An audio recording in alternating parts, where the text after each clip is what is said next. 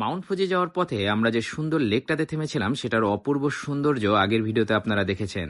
আর আজকে আমরা খুব কাছ থেকে মাউন্ট ফুজির সৌন্দর্য উপভোগ করব। প্রায় 5 ঘন্টা ড্রাইভ করার পর অবশেষে আমরা মাউন্ট ফুজিতে পৌঁছালাম। জাপানে অলরেডি সামার শুরু হয়ে গিয়েছে, কিন্তু এখানকার টেম্পারেচার 2 থেকে 4 ডিগ্রির মধ্যে, প্রচন্ড বাতাস আর ঠান্ডা, যে কারণে আমাদেরকে জ্যাকেট পরতে হয়েছিল।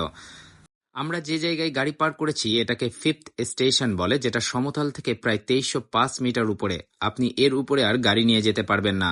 এখন আসুন মাউন্ট ফুজি সহ মাউন্ট ফুজির আশেপাশে কি কি আছে সেটার সৌন্দর্য একসাথে সবাই মিলে উপভোগ করি।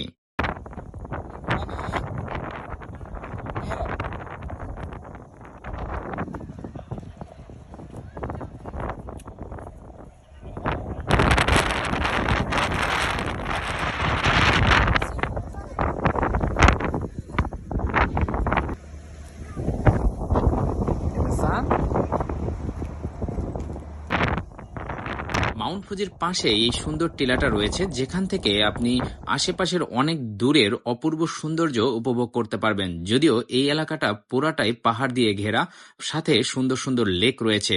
এই উঁচু জায়গাটি থেকে আপনি মাউন্ট ফুজি সহ মাউন্ট ফুজির আশেপাশের অপূর্ব সৌন্দর্য খুব কাছ থেকে উপভোগ করতে পারবেন।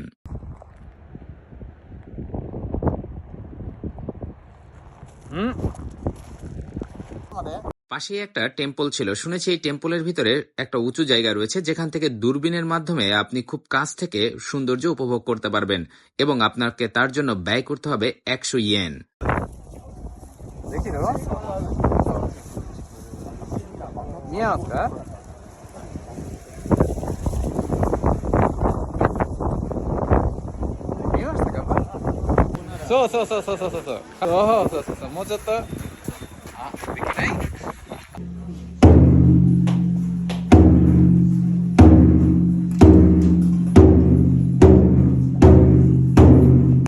আপনি যদি কোথাও ঘুরতে যান তাহলে সেখানে এমন কিছু দোকান পাবেন যেখান থেকে আপনি স্থানীয় প্রোডাক্ট কিনতে পারবেন। যেমন আমরা কক্সবাজার ঘুরতে গেলে সেখানে এমন অনেক দোকান রয়েছে যেখান থেকে সেখানকার লোকাল জিনিসপত্র আপনি কিনতে পারবেন, যা সচরাচর অন্য কোথাও পাবেন না। ঠিক তেমনি মাউন্ট ফুজিতেও এরকম কিছু দোকান ছিল যেখান থেকে আপনি সেখানকার স্থানীয় প্রোডাক্ট কিনতে পারবেন।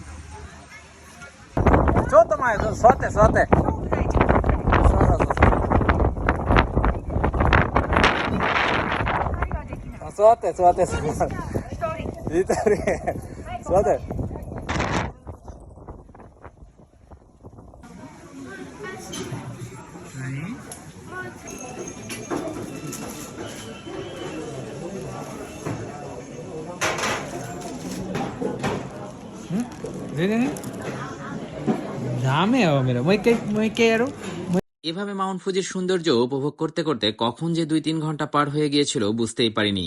এখন বাড়ি ফেরার পালা। তবে চ্যাম্প বাসা থেকে বলে এসেছিল তাকে মাউন্ট ফুজির জনপ্রিয় কেবল কারে চড়াতে হবে, যেখানে যেতে আমাদের এখনো 1 ঘন্টা ড্রাইভ করতে হবে। কিন্তু কি কারণে চ্যাম্প কেবল কারে চড়তে পারলো না বা কি সারপ্রাইজ তার জন্য সেখানে অপেক্ষা করছে, এটা দেখাবো আগামী পর্বে।